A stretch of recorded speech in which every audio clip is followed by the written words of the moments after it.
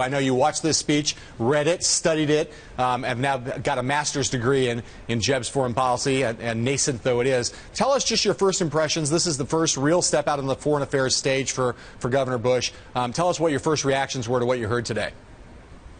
Well, I think what he said about the surge is exactly what Bush and other top officials in his brother's administration have said about it. I mean, Bush himself acknowledged a lot of the mistakes when he talked to the nation announcing the surge idea.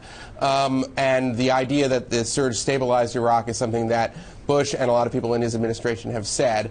But what I heard really is also something that kind of owes to Romney's 2012 vision for foreign policy, where there's an emphasis on American leadership in the world, but also the moral argument that American leadership makes the world better. And that is a direct attack, I think, on the kind of a presumption that lingers in the background of Obama's foreign policy, particularly from his first term, which was that the presence of American troops in Iraq was something that led to instability. So on that ground, I think that Jeb Bush is firmly very much in the sort of GOP foreign policy consensus at the moment, and is in many ways a continuation of how Romney thought about America's role in the world and the way that Romney spoke about it. I heard a lot of that too. Eli, you rolled out, Jeb Bush's camp rolled out, kind of, you speak of GOP foreign policy consensus, rolled out 20 informal advisors committed to him, kind of run the gamut of his father's administration, a little bit of his brother's administration.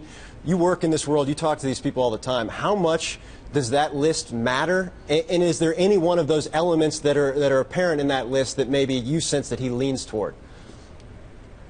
It's hard for me to, at this point, say where he's leaning. I think that list is a pretty impressive list of sort of GOP and Bush world foreign policy types. But, they're really on both sides of the debate. You've got Paul Wolfowitz, who, is sort of the archetypical neoconservative. You have Richard Haass, who left George W. Bush's administration early from a fairly senior position and became very much of a critic of the Iraq War when he was at his post at the Council on Foreign Relations. And I think you have everything in between. What I thought was really interesting is that Jeb Bush, like George W. Bush, wants an idealistic foreign policy. He talked about something called liberty diplomacy. But he was also very critical, and this was the most direct shot, I think, at George W. Bush's administration, of thinking that elections alone would solve the problem. And he talked about how in Venezuela and in Gaza there were groups that won elections, and Hezbollah, he mentioned, that used those elections to take more freedom away from the populations. That's a very subtle difference from the emphasis on elections really 10 years ago, more or less, in Bush's second inaugural address, where he said, no longer will we tolerate, an era where we supported stability at the expense of, I think, our values, and we got neither. And so now you have Jeb Bush tweaking that slightly, right. And, he said we should support al-Sisi, who is a military dictator in Egypt right now. His brother's administration was very tough on Mubarak and tried to get him to release political prisoners. So you think, Eli, if you looked at the speech in toto, this question about the advisors, there's been a lot of discussion about Megan O'Sullivan and whether, she might be his top foreign policy advisor, and whether that would indicate that Jeb was leaning towards his father's brand of foreign policy more than his brother's. Just in toto, if you're reading this speech, do you sense that this is more of a realist kind of conception of foreign policy, more like the elder Bush, or is he trying to kind of mix up, kind of take what the best idealistic elements of his brother's foreign policy and combine them to the pragmatic influences of his father's foreign policy and come out with a hybrid? I would say lean more towards hybrid, but I wouldn't be so quick to say that O'Sullivan represents the traditional realist school. She was a protege of Richard Haass, and she was seen within the administration, particularly in W's administration, the first term, as the stalking horse of the Scowcroft crowd. But also, if you read Peter Baker's Days of Fire, it's Megan O'Sullivan and Brett McGurk, who's now an important figure in the Obama administration, who were the initial authors of the surge, which is, kind of going against a lot of the collected foreign policy wisdom from the George H.W. Bush crowd, like James Baker, who, is the co-author of the Baker-Hamilton report, which has been so influential in Obama's conception of the world. So I think in Megan O'Sullivan, it's a little bit trickier to just simply say that she's a realist versus an idealist. I think she's She's something more interesting than that, than either one of those labels. Eli, we heard about hashtag diplomacy. We heard about withdrawing from the world, leaving out. These are the tried and true Obama administration foreign policy attack lines we will hear throughout the next 2 years. Was there something you heard today, maybe you spoke about the Egyptian leader, was there something else you heard today that differentiates Jeb Bush from maybe where some of the other candidates are in a major way, a notable way?